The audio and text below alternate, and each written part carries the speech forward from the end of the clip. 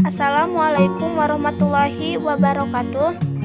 Nama Dina Yuliana, kelas 10 MIPA 1, asal sekolah Manfaat Bogor. Di sini saya akan menjelaskan bab 6, pendapat melalui debat. Debat dibagi menjadi 8, yaitu pengertian, ciri-ciri, tujuan, jenis-jenis, unsur-unsur, struktur, kaidah, dan contoh. Pengertian teks debat adalah kegiatan adu argumentasi antara dua pihak atau lebih, baik itu perorangan ataupun kelompok, dalam mendiskusikan dan memutuskan masalah perbedaan. Menurut KKBI, debat adalah pembahasan atau pertukaran pendapat mengenai suatu hal dengan saling memberikan alasan untuk mempertahankan pendapat masing-masing. Menurut G. Sukandi, debat adalah saling adu argumentasi antara pribadi atau antara kelompok manusia dengan tujuan mencapai kemenangan. Ciri-ciri teks debat dibagi menjadi 5. 1. Debat memiliki pihak yang mengarahkan jalan debat. Biasanya yang melakukan tugas ini adalah seorang moderator. 2. Hasil akhir atau kesimpulan debat dapat dengan cara voting maupun keputusan juri debat. 3. Terdapat hanya dua sudut pandang, yaitu pro dan kontra. 4. Terjadi kegiatan saling beradu argumentasi untuk memperoleh kemenangan salah satu pihak. 5. Terdapat suatu proses untuk saling mempertahankan argumentasi di antara kedua belah pihak yang sedang berdebat, pihak pro dan kontra. Tujuan teks debat dibagi menjadi 4, yaitu memantapkan pemahaman konsep seseorang terhadap materi atau pelajaran yang telah diberikan. 2. Melatih seseorang untuk bersikap kritis terhadap semua teori yang sudah diberikan. 3. Melatih seseorang untuk berani mengemukakan pendapat. 4. Melatih seseorang untuk mematahkan pendapat lawan. 5. Meningkatkan kemampuan merespon terhadap suatu masalah rebutal, dikarenakan di sini terjadi adanya sebuah proses saling mempertahankan pendapat antara kedua pihak. Jenis-jenis teks debat dibagi menjadi 3, yaitu debat parlementer atau majelis, merupakan debat yang bertujuan memberikan dan menambah dukungan bagi undang-undang tertentu, dan semua anggota yang ingin menyatakan pandangan dan pendapat. Debat parlementer merupakan ciri badan logistik. 2. Debat pemeriksaan ulangan untuk mengetahui kebenaran pemeriksaan terdahulu, merupakan debat yang bertujuan untuk mengajukan serangkai pertanyaan yang satu dan yang lain berhubungan erat, yang menyebabkan para individu yang ditanya menuju posisi yang hendak ditegakkan dan diperkokohkan oleh sang penanya.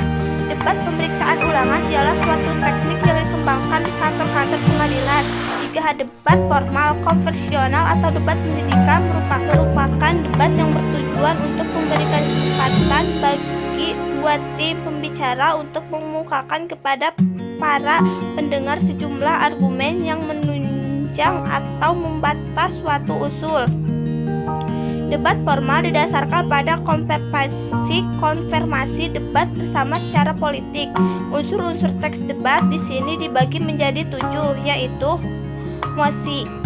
Adanya mosi sangat penting karena di dalam sebuah debat terdapat pihak pro dan kontra.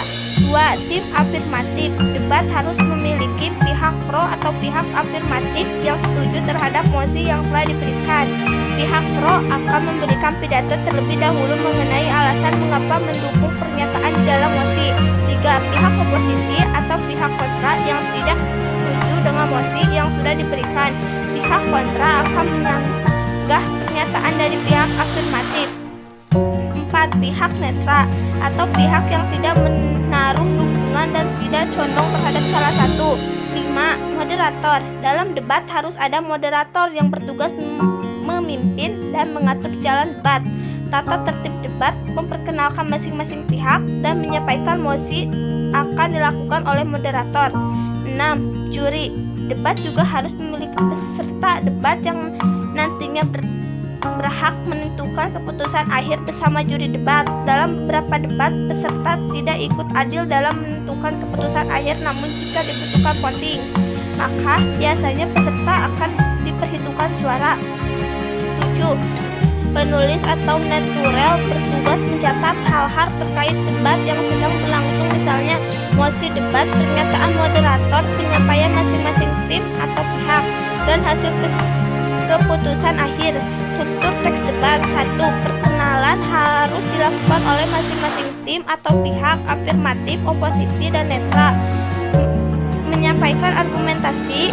Dalam debat, masing-masing tim pro maupun kontra menyampaikan argumentasi atau gagasan tentang mosi yang telah diberikan. Penyampaian argumentasi ini dimulai dari tim pro, tim kontra, kemudian diakhiri oleh tim netral. Melakukan debat merupakan hal utama. Masing-masing tim harus menyampaikan argumentasi maupun sanggahan kepada lawan. Kesimpulan merupakan hasil akhir debat yang sebelum diawali dengan penutup disampaikan masing-masing tim.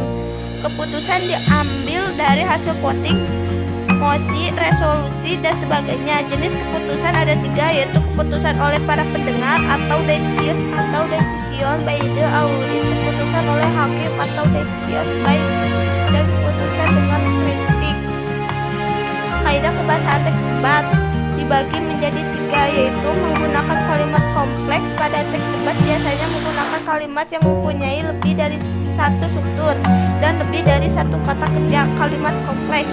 2. Menggunakan konjungsi. Pada teks debat sering memanfaatkan konjungsi untuk menghubung kata-kata atau kalimat. Menggunakan kata rujukan. Pada teks debat bisa menggunakan kata rujukan sebagai pemberi konfirmasi seperti ini, itu, dia, beliau, di sini, di sana, dan sebagainya. Contoh teks debat. Moderator, terima kasih atas kehadiran rekan-rekan pada siang ini. Kita akan membahas terkait plus minus pengguna internet di lingkungan sekolah. Grup A adalah tim yang mendukung pengguna internet dan tim B yang menolak. Tim afirmasi, saya setuju, memang ada di sisi negatifnya, tapi bukan salah satu internetnya, lebih ke arah pengadilan.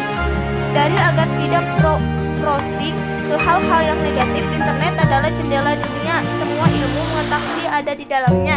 Tidak seharusnya internet dibatasi, terutama bagi para pelajar, karena internet memiliki banyak manfaat. Tim oposisi, internet memang banyak manfaat, tapi banyak juga sisi negatifnya, seperti membuang waktu untuk hal yang tidak penting seperti browse di sosial media. Hal ini sudah dikendalikan karena pada zaman saat ini banyak sosial media yang sangat pandai melakukan promosi, sehingga membuat kita lupa akan memanfaatkan sesungguh dari internet.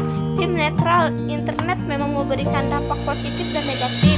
Meski demikian, apa yang akan kita dapatkan dari internet tergantung dari kita bagaimana cara menggunakan internet. Itu seperti contoh pengaruh sosial media di lingkungan sekolah.